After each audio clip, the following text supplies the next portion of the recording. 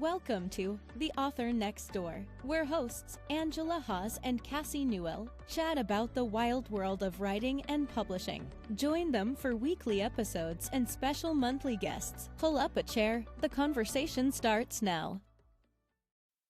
Welcome to episode 50. Okay, I'm going to say that again. Episode 50, y'all, because we made it. Milestone. We'll get into that later. I'm Angela Haas, and I'm here with my co-host, Cassie Newell. And this month, it's all about reflections as we look back at 2025 and get ready for 2026.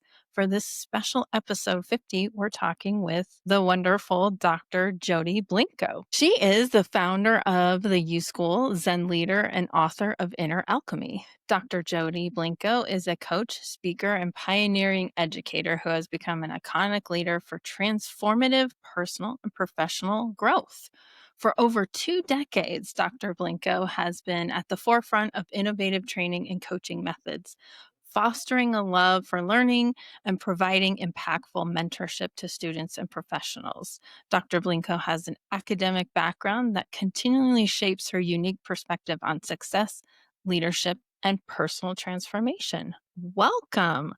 Thank you. So great to Thank have for you. having me. Episode Oh. 50. I feel so special to be here. Oh my gosh. We're so a excited. little sad that we didn't all have some champagne, but we'll make up for that. So, Dr. Jodi, for those listeners who are just learning about you, can you tell us a little bit about how did you get here? That is an amazing resume you've got there, but where did you start? Well, thank you again, and thank you for having me. I guess the simple answer, the simple / complex answer to this question is really my work with people and personal transformation is embodies the experiences that I have had along my own journey. And I think we can all relate to this human experience that we're moving through. There's ups and downs and trials and tribulations. And it just so happens that I have channeled that work into skill development and mindfulness practices and leadership. Like that's the product of these learning experiences, if you will. But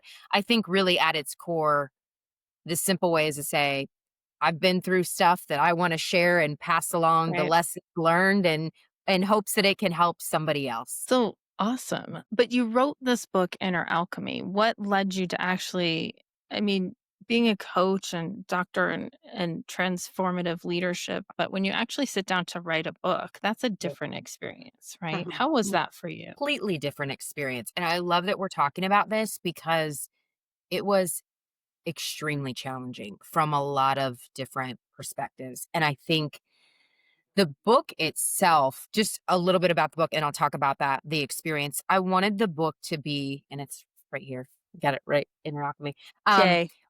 I wanted it to be like a pick it up, go to page 88, and I can read this short snippet that might be my inspiration for the day. Because that's what I gravitated to was, I'm struggling today. I need something. Let me get a quote. Let me get a story. And so that's really what Inner Alchemy is all about, is how do you experience all this normal or day-to-day stuff, but really whether it's super magical and positive or a really rough day, how do you transform it into something that can serve you? So going back to your question, what was the experience like?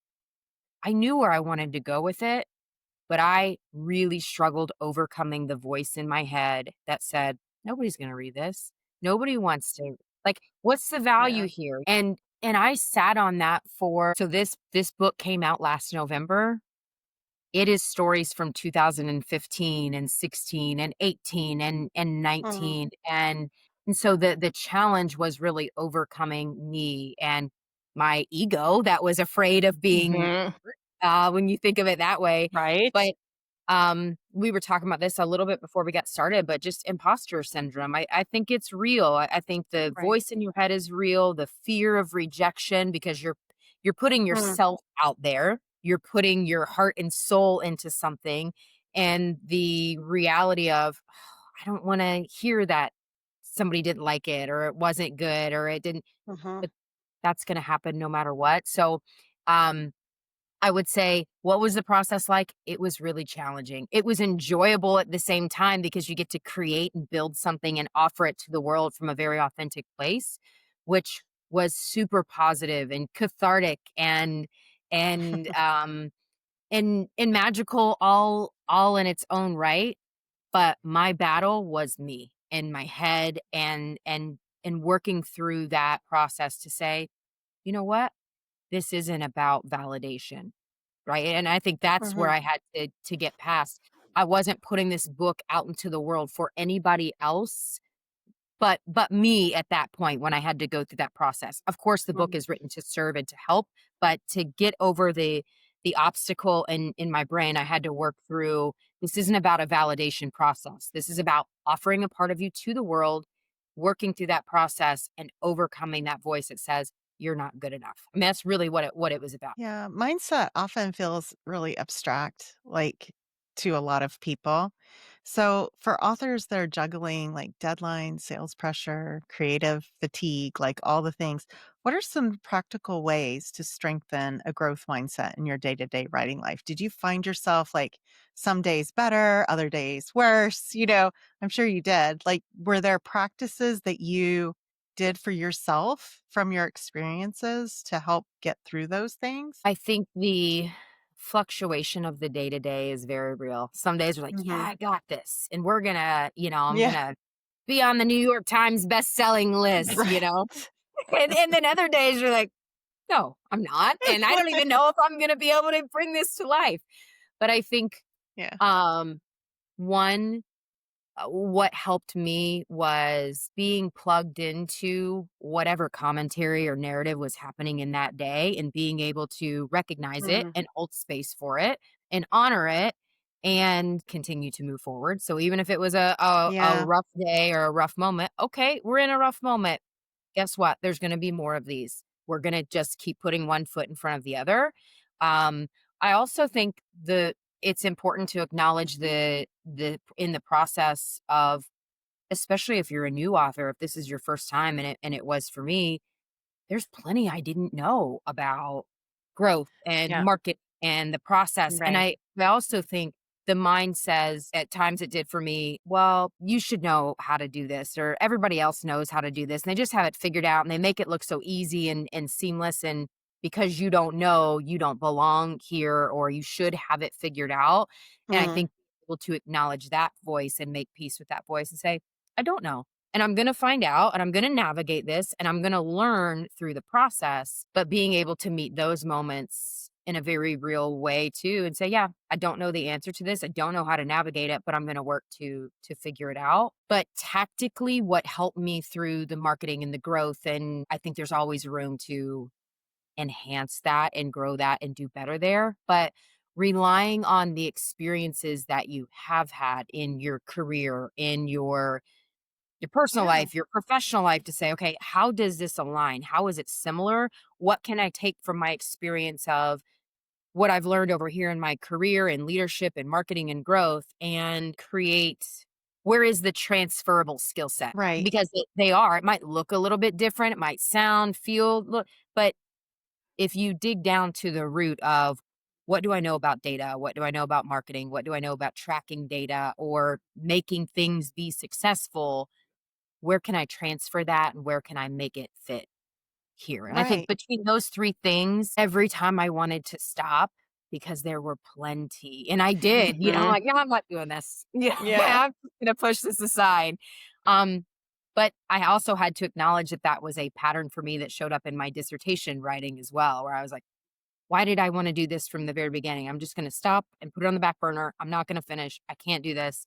And then I would let it sit and pause.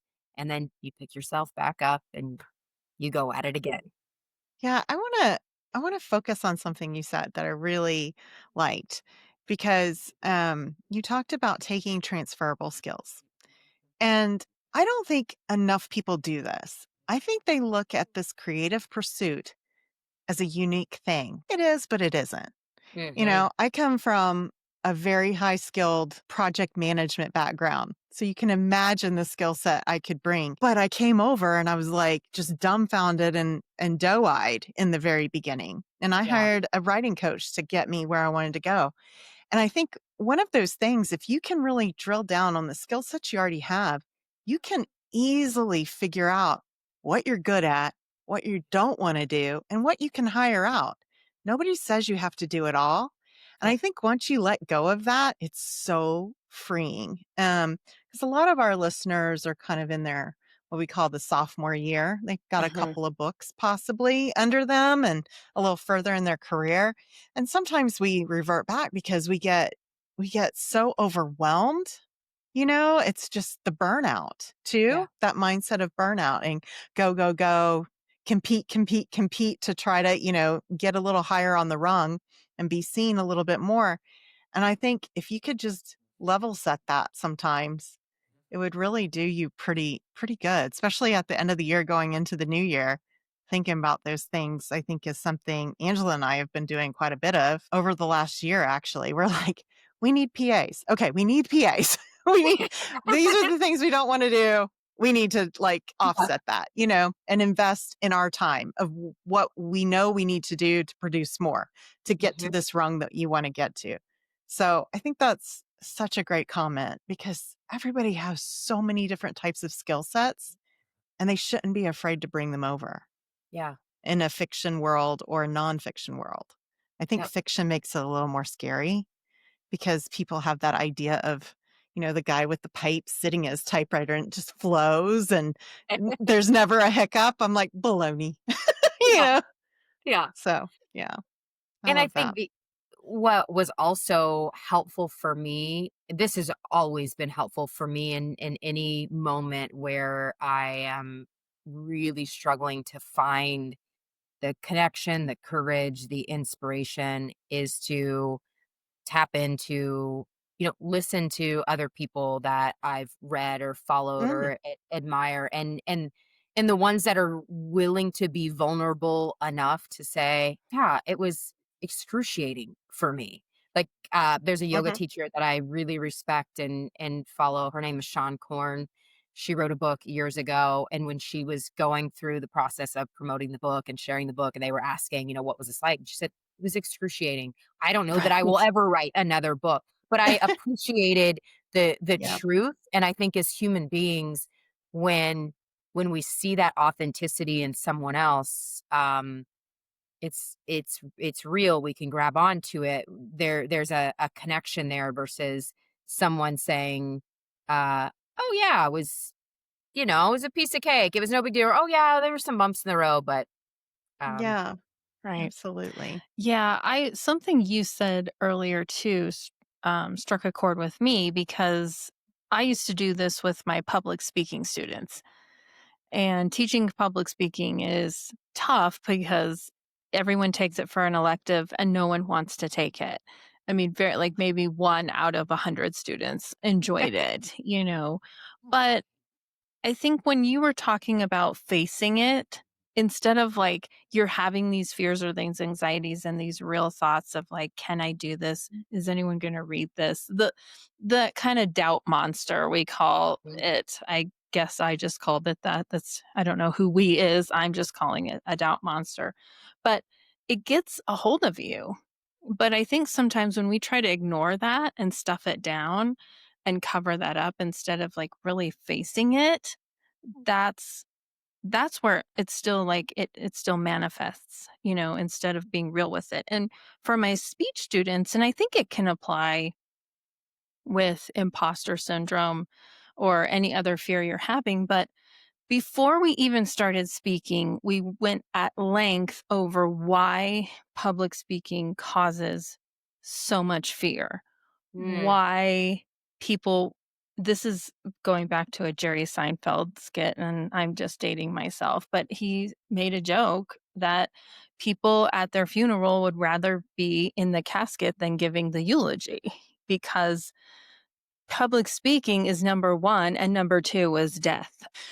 But wow, we have to get real with the fear. Why is it so scary? And I would drill my students into like making them go deeper. Like, okay, it's scary. Why is it scary?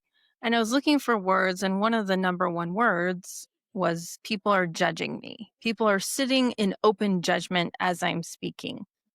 And that relates to authors, right? We have this thing rattling around in our head and our soul, and we Mhm. put it out there and people judge it. Mhm. They read it and they write reviews, or they don't read it, or they don't want it. That is putting ourselves, part of ourselves, on display. And I think that's where a lot of authors shut down, because that still produces anxiety. But if you can get real with, really, are people really just sitting around and thinking about your book? And I did that with speech students. Like, what's going to happen when people leave the classroom today? What are you going to do? People were, number one was get food, check social media, text. And I All the said, Right. basics. see, You go right. on with your day, right? You go on with your day. Yeah. You're going to give your speech, and as you can be the best and most powerful speech. It's not that. It's just that we think people are like judging what we're wearing, saying, doing, and they're going to go out and go on with their Yeah. day and be like, "Oh yeah, they gave speeches yesterday." I mean, no one's just, Yeah. you know. Yep. So I think for authors too, you're going to put your book out there and people might read it, and then they're going to read another book and a different book. And no one's just Yeah. sitting there judging you all day like, oh my gosh, this book. Unless Yeah. you're like a really famous author, that I could say that I did judge their book and I didn't like it. But But that's that's what's okay. so great about It's books, not for right? Because they're everyone. Right. so subjective and they're not for everyone. Not every Right. genre, not every trope, all the things.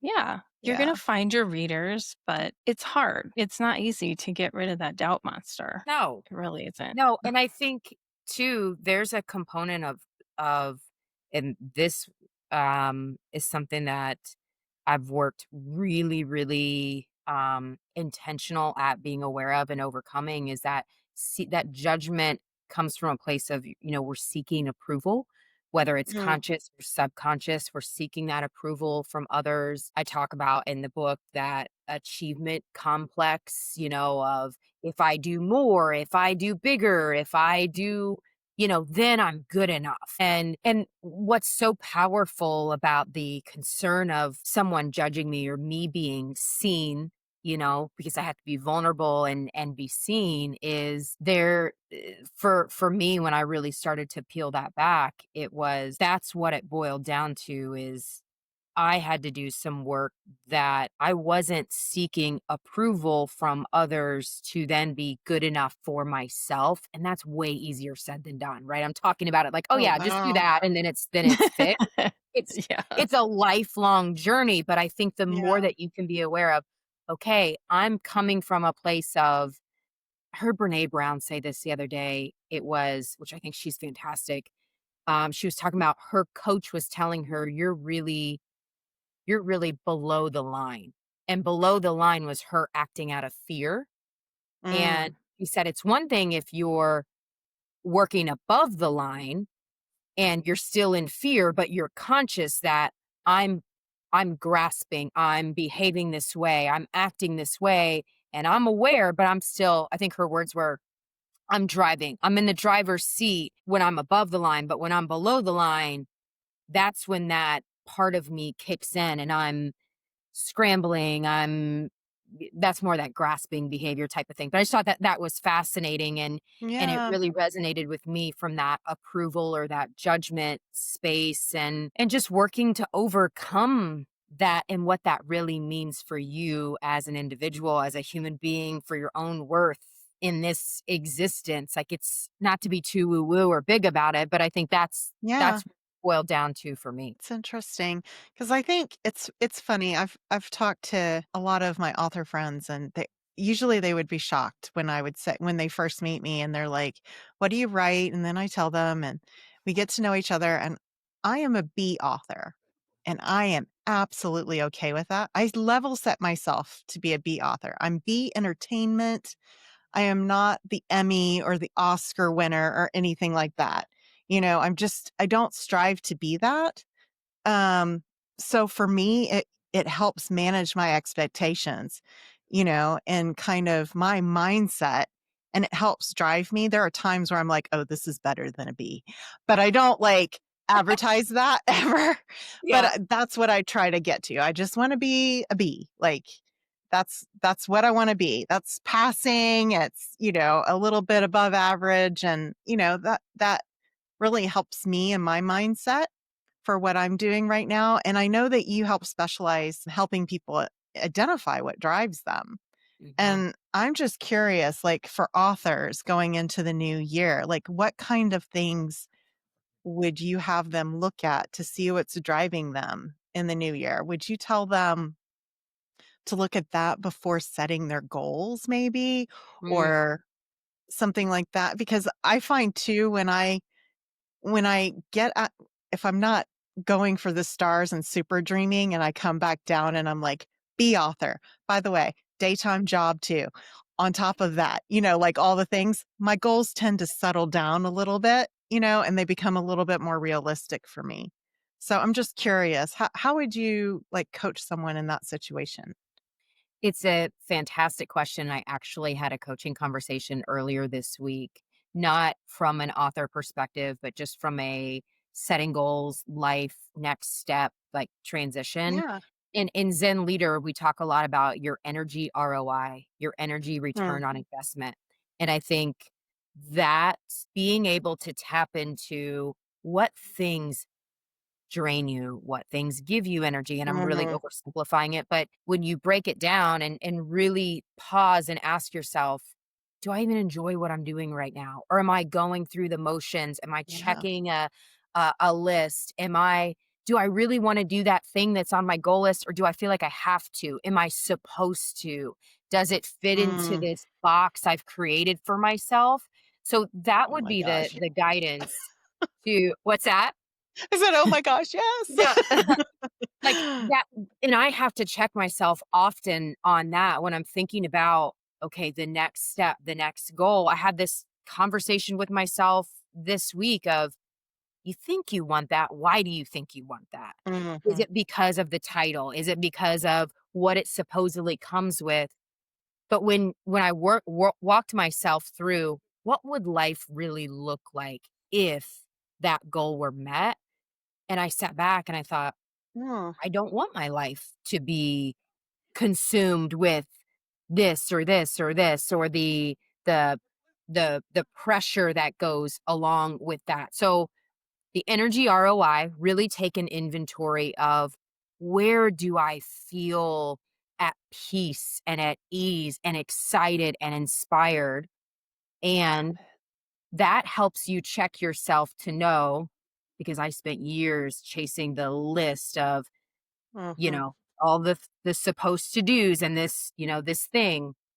And I think the danger in that is, for me, it was, okay, I did all these things. I had the car, the money, the clothes, the this, and I was still empty. Like I was still craving something because it Unfulfilled. it wasn't what Yeah. my Yeah. soul wanted. It wasn't what was really going to fulfill me or give me energy. And so I think that can help to give you clarity in life in general. Mm, What's the return I'm going to get for my own energy, for my peace, for my own spiritual abundance, my own human mhm, abundance? And I think that's a mm, different way to think about abundance as well. What is really the return for me? Because then that helps you channel, I'm going to put energy right. here. I'm going to put energy toward Mm, writing about this. I'm going to put energy toward this goal and this goal. And you feel aligned in that versus, all right, here we go again. I've got to, because it's the next step. Yeah, I that love that. I think that's really going to resonate with a lot of people Mm, because there's so much competition too in this business where I even look at myself and I had all these goals I wanted to publish like 3 books this year and I still technically will have published 2. Okay, so it's not that I didn't do anything, but I'm always like, why can't I just write faster? Why can't I just sit and I write yeah. and that's my life? And it's not. I mean, we have other businesses to run and other things going on. So it's not my full-time job, but Mhm. there's still this box that I put myself in like, why am I not producing a lot? I'm not Mhm. seeing sales. That means I'm failing. I've got to get a book out. And then when I'm forcing it, it zaps all my creative energy. And I Yep. haven't written a word in weeks. Not Mhm. well, yeah, probably like really solid writing hasn't occurred in weeks. And I think I need to be real with myself. Okay, what can you really do? And where do you find joy? And how can you do this, this, and this, but still find time to write? And even if I publish one more book next year and that's all I publish, hey, that's more than, what Yeah, am I comparing myself to? Well, maybe exactly. And Cassie, because she and writes well, books yeah, every but my day. books are short, so you can't even I know. compare. It's I know. apples and oranges. But what's interesting is back in the day, you would be lucky to get a book a year. I know.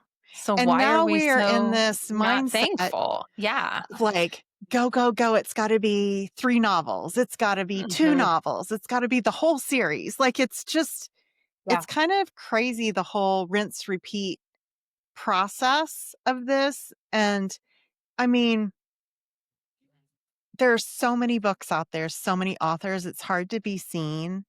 And it's not that they're really competition. They're your colleagues for the most part. And everybody cheers you on, but it's just hard to get in front of the new readers. You've got to have Right. a strategy. It's I I'm going to date myself. It's not the field of dreams of build it and they will come. It doesn't work like that. You Mhm. Yep. know, it Yep. just Yeah. doesn't. Yeah. So, Yeah. I yeah. I would add to that to being able to tap in and really put your hands around, metaphorically speaking, where does that comparison and that where is that comparison drive coming from? Because there's opportunity there to excavate some of that and pull some of those layers back and say, okay, well, if I write 3 books, then what? What does that really mean for me? That means I'm what? I accomplished the goal, or I'm good enough, or who am I Yeah. comparing myself to, and where is that really coming from inside of me? Because that's where I have found for myself, I'm able to anchor into a deeper part and say, is that really coming from what you want? Or is that Right. coming from somewhere else? Put whatever label on it you want. And I think then when I check myself that way, I go, okay, this is about something else. Or no, this is really what you Yeah. want. It's coming from that place of purpose and service and offering. And that was really challenging for a very long time for me. And I would look back and go, well, why didn't this work? Well, it didn't work because you were doing it for a different Right. reason. And then Yeah. when you lost steam, it wasn't fun anymore. So you went over here and did something else, and then, you know, Yeah. Yeah, it's tough. I mean, in the beginning, I think I definitely compared myself to a lot of writers that were full time. And I work a totally different career that can be mhm, 50 hours plus sometimes. Most of the time it's not, but it can yeah, be very demanding and it's a lot of hard work. And this was my release. And then you would get to a point where you're like, this isn't a release anymore, you know? And so, but but you love the creative joy of it that I don't, well, for me, that I just kept wanting to keep trying and keep continuing to find my lane in it. So, it's difficult because I think a lot of us compare our chapter ones and twos to people that are in like their chapter 20s. yeah, They started out where we are, and we only see their most recent 3 books mhm, and don't realize that they're full time. And, they've got a staff around them. They've got a team around them. They've built up over 10 years to get there. And yeah, it's difficult for some of us to swallow that because you're like, yeah, but mine's good too. It's tough. It's really yeah, tough. yeah. It's like the overnight success, right? There is That's no not. overnight. It Yeah. doesn't exist. But Yeah. if all we see is the last 3 books, you don't see the, like you said, the team behind them, the 10 years before that, the Yeah. tears that are on the pages of the last 3 books and the first 25 or whatever. Exactly. Yeah. Yeah. Exactly. Yeah, it's getting inspired by others, but knowing that it's just you at the end of the day. Yes. Your author Mhm. business is you and no one else. It's your heart, your soul, all your energy. And even if you do have a team, it still starts and ends with you. Yeah. And Right. so your path and your goals should be clear. And that's going to guide you further than, having a team or, a big publishing contract, although we kind of all would like that. But Yep. Right? um We get the ivory Martini thing, right, Yeah. yeah. Yeah. But so I want to read the dedication to Inner Alchemy, um, and just talk about like where this came from because it just Mhm. really resonated with me. But it's to anyone who has experienced times of feeling challenged, overwhelmed, weak, confused, or lost on your journey. When those times happen, keep going, put one foot in front of the other, and eventually you will reach the light at the end of the darkness. And I was like, oh my God. You're gonna make me cry right now. I Like know. I have tears. Yeah. I was just like, because there is a darkness in a way that you have to go through. Mhm. And no one tells you how hard this is going to be. And I remember, trying to get through the mess that was my second book and trying to publish that and being totally betrayed by an editor, having to start over, losing my voice. And I just was staring at my screen one night like, I can't do this. I got to go back and get a teaching job. I can't do this. I'm not cut out for this. I'm not good enough for this. And there were tears. And I was like, but this was my dream, but I Yeah. can't do this. There was Mm. this tug of war. And because I really am one that I was writing since the day I could hold a pencil. And Oh that was wow. my skill. I was really a good writer. And I still have teachers come to me when I see them in the community and they said, that thing you wrote, I still have it.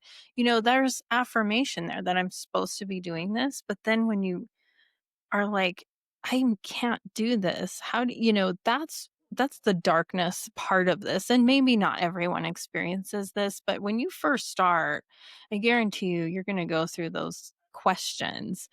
And so what led to that dedication though? Because it felt so special to me.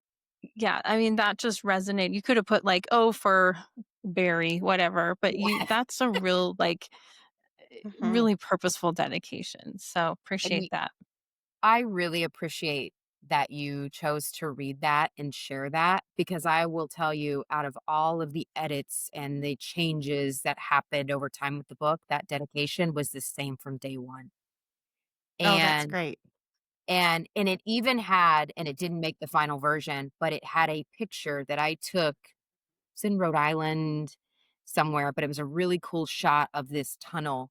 And it just so happened that the light was shining through at the end of the tunnel. And so I wanted to include that visual with the book. But that dedication stayed the same from the time I had the idea to write the book. And I started pulling it together because the intention was always exactly that.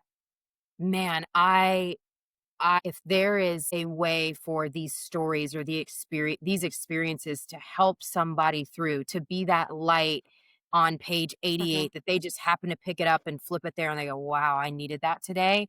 Like those moments are so powerful. Like you said, stuff you have written and people, from years ago say, I still have this.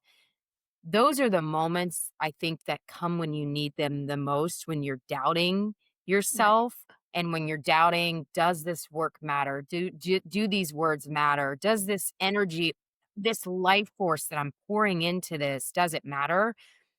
I The intention was, let me share this experience because if it's a light, if it makes it easy, if it pulls somebody through where they can relate, that's the intention. And that's what I would keep coming back to in those moments where I would say, I can't do this. I don't want to do this. It's not going to go anywhere.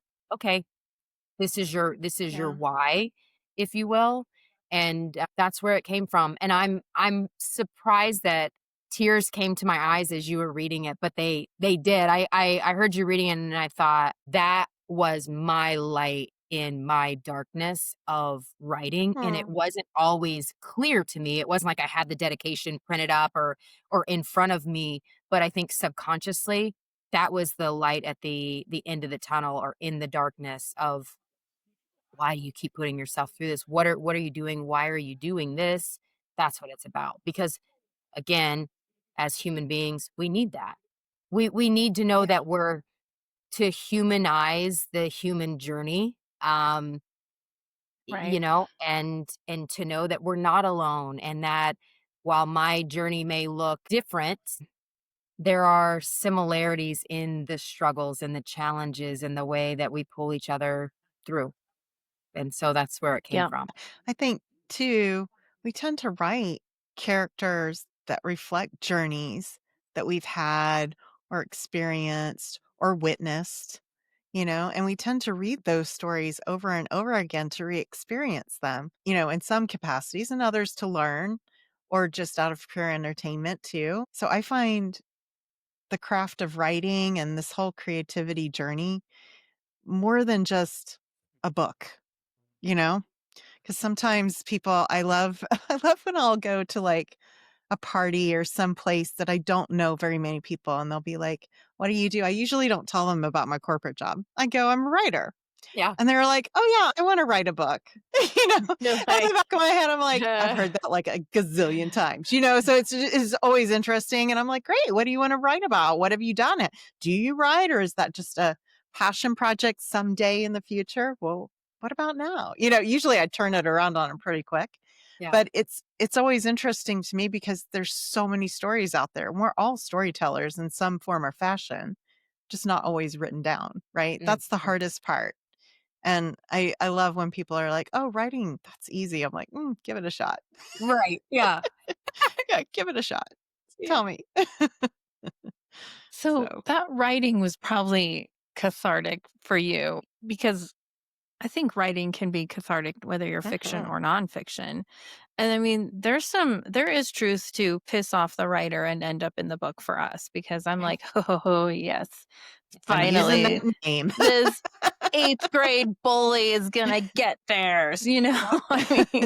I mean, you because we can like work through stuff, and I like Mhm, to put, I'm writing romance, but I definitely love exploring stories where you have to overcome something to fall Mhm. in love. I mean, we do. We have to Yeah. get rid of our bullshit, as you have in your book title, Mhm. but just to really embrace and be in love because I've tried it the other way where I wasn't really a total person and I had a lot of garbage and I couldn't we think we can, but until you deal with yourself, you really can't love someone else fully and totally, you Well know? said. But I really work through that in my love stories and seeing people go through like a little bit of darkness and come out. But was this book, were you able to like work through stuff?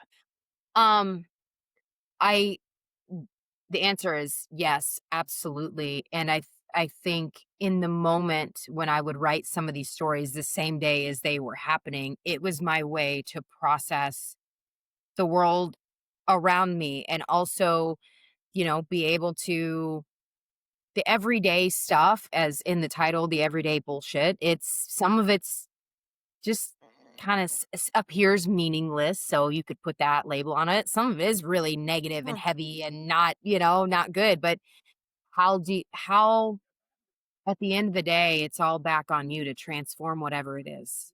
Like you are Mhm. the only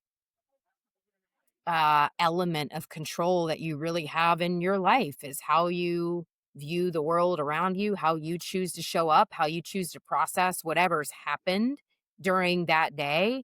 And I think the experiences that were written on those exact days, it was my way to process the good, the bad, the does this mean anything or can I make it mean something? Like that was the other interesting thing is what is the symbolism behind this? How can I take something as Right. simple as cleaning or doing laundry that I don't really get excited about? I don't know that anybody does, but how can you actually make put some symbolism around that to then open up to a place of meaning, intention, gratitude. And for me, that was part of that cathartic process, to have it mean something, have it serve me in a way that would be of value along the journey. So it wasn't just Mm. a throwaway event or, yeah, I remember when I did that years ago, but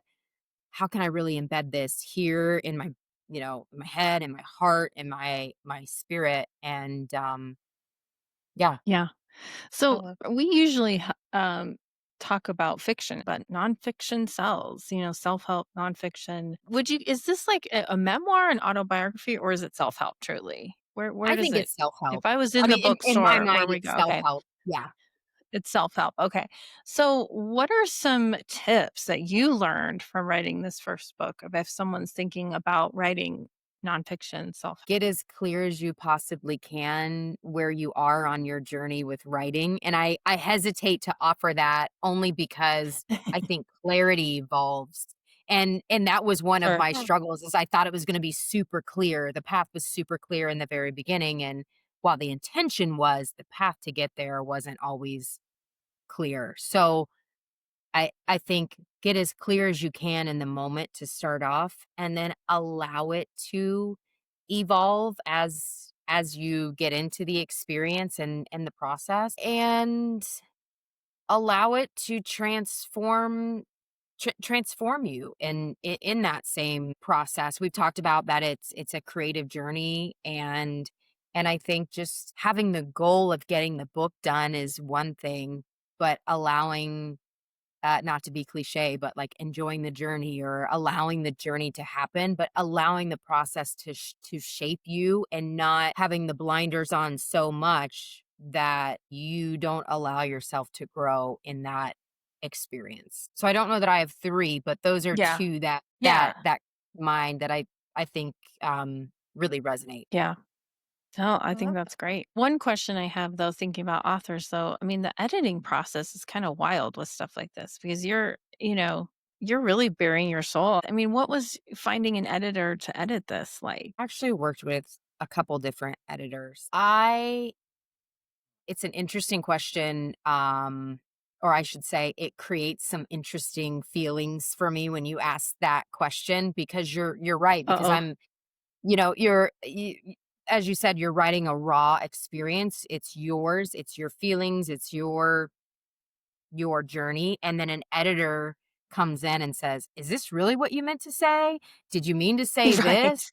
Should it look Mhm. more like this? Or I'm not following this. Can you help me here?" And so I Mhm. think those types of comments I welcomed, from the standpoint of I knew I needed help with the clarity and the flow. So that didn't feel like, oh, it didn't start that that Yeah. that Yeah. rejection Right. process too early. Right. Um, but I think I also learned that different editors have skills in different areas. And so Mhm. Mhm. an editor that's really going to read for punctuation and did you put the comma here and the period here, or all of that, is looking for very different things than an editor who's saying, I get where you're going and I appreciate where you're going, but for flow and for clarity and for the reader experience, we might want to do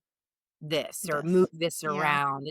I think when I could compartmentalize that because there were, I think, three different editors at different Mhm. times reading it, I was able to just accept whatever they were offering from the place that they were offering it. And some of it I did push back on and say, no, this I want it to come through in this way. Right. And the other stuff, if it was gonna help the reader experience, I wanted it to flow in a way that could, um, could really integrate and resonate. I kind of wanted to end on some tips for authors going into 2026, trying to set their goals.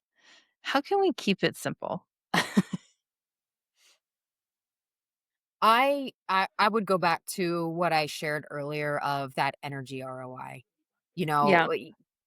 to be when you're setting those goals, connecting to is what you're writing down what you really want. And I know that sounds like a really simple question because we can look at all our goals and go, yeah, I want all these things.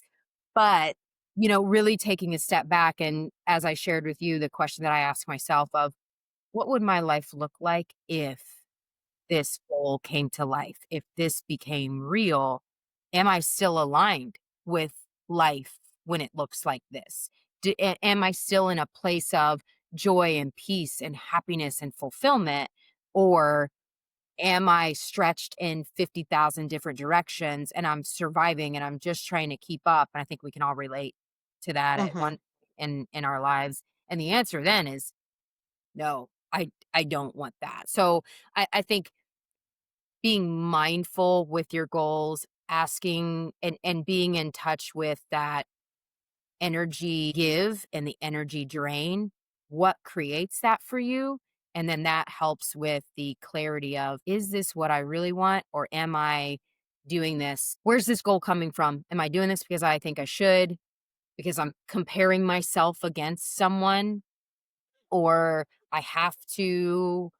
And if it's an I have to for me, checking yourself and saying, where is that coming from within me? Am I aligned Hmm. in what I'm really writing down there? Or is that my um my not so good ego talking, right, writing down that goal, right? Is that my ego trying to seek approval or outrun something that I really need to heal from?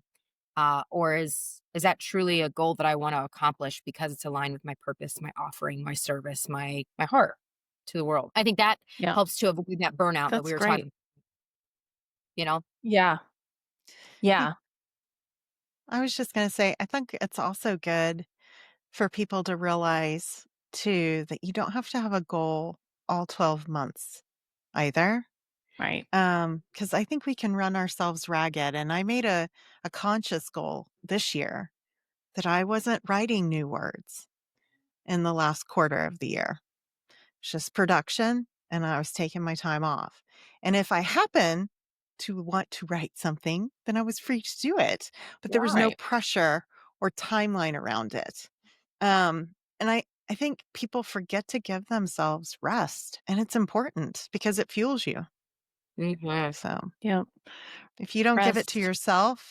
yourself will make you take it. Oh, yeah. Yes. Your body Yeah. says, The "Okay, you're universe will not gonna do force it. you. I'm gonna force you into it." Yeah. Exactly. Yeah, Yeah. exactly. I think that's important. Well, what a perfect way to close out the year. We hope Dr. Jody's insights help you rethink how to approach your author goals, not as a list of tasks, but as a reflection of what you're becoming. There's one more thing to do. Tails, our little hot seat topic. Um, okay, so these go in order from early life, midlife, later in life. Since I'm a rule follower, I have to go in order. So this one's kind of interesting. What are some of your earliest memories? Just any good early memories? Hmm. Wow. We're going deep here. I didn't expect all I this. Yeah. guess. Whoa. Earliest memories. Doesn't have Earliest to be too. memories. I Okay, mean, I got it. I have it. Cabbage Patch okay. Dolls. I loved Cabbage Yes. Patch Mm-hmm. Dolls. I had a Cabbage Patch doll that, Take me and my mom there. loves to tell me this story. My grandmother, she was a very stoic woman. She was not the grandmother that was going to go throw down in the Walmart parking lot to get this Cabbage Patch doll, but she did for me back in Right. the day. And so I remember I carried around this Cabbage Patch doll. The doll's name was Jackie, and Jackie went with me everywhere. And so Jackie was like my friend and got to experience life with me. But like that was like one of the earliest, I know it's kind of weird, but like Mhm. fondest memories when I think about this Cabbage Patch doll. I mean, I could tell you I had horses and showed horses, but when you said fondest memories, the Cabbage Patch doll is what came through. So random, but there you go. Yeah. I love I loved how special the packaging was. they really went all out on like the birth certificate and all Yes. that stuff. And do you remember pound puppies Oh also? yeah. Pound Yeah. puppies that came in the little box and that had the Yes. tag and the name. And I was like, this is the greatest thing. And I And the think easy bake I've oven. been in this, yes, all of those things.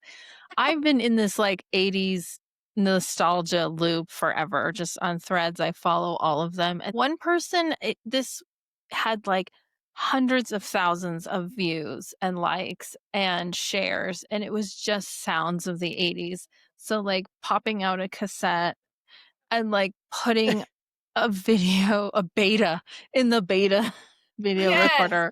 Like, yeah, just like, and you remember that game where it was like the bubbles and you punched on it and to get the a puff of rings. air. Yeah, a puff of Oh air yeah. in the water and the They rings. were in every And it was doctor's just office, like I all feel like. these, right. And we all Yeah. touched that same gross thing in the doctor's Yeah. office, but we survived. I was just like, some of those I'm like living for, just going back to like, God, we had it so good. We didn't even know it, I know. And so, yeah, some of those memories, but like, yeah, Cabbage Patch Dolls and having pound puppies. I was like so into pound puppies and My Little Ponies. I had those. So, Oh my gosh. Cassie, what about you? Well, my first memory, I was thinking about my parents, and I think, a toddler, and it was like my first beach experience. And we still have like the photos of me and my little baby bikini with my little baby belly sticking out, Well, walking in the sand. But my family were big water skiers, and we always had a boat. And I learned to water ski standing on top of my dad's feet in the Oh water man. skis. And it was so fun. It was the best time ever, and my mom was so good at it. I was never with my mom. I was always with my dad because he's super tall, and I could just stand and dance on the skis and do all the things until I had my own skis. My feet were big enough and all that. But my mom could like do the really cool jumps and slalom and all the things. So yeah, I just think about all the time we spent on the lake and water skiing and beaches. And I think that's why I've always been a water girl. Yeah, Yeah. those are the best. The best. Well, thank you, listeners, for joining us today. Don't forget to give us a review and rating wherever you listen to the podcast. It really helps with visibility. And thank you for joining us all year long on The Author Next Door. Thank you to everyone who has listened, supported, subscribed to our podcast. We will be back in January with new episodes and new perspectives to fuel your creative journey. Until then, keep writing, keep doing, and remember, your next story starts with the mindset you choose. I just put that in there. All right. We'll see I ya. love it. Bye. Bye.